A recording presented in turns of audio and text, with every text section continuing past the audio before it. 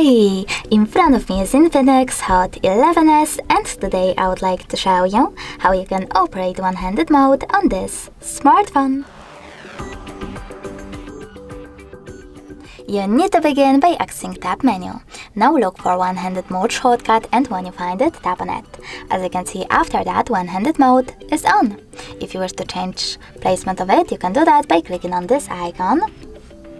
And if you wish to go back into the standard size screen, you can do that by clicking on this X one. But you can also enter one-handed mode and then go back into the standard size by going into Tab menu again and clicking on the same shortcut. Thanks so much for watching. If you enjoyed this video, don't forget to leave a like, comment and definitely subscribe. Bye!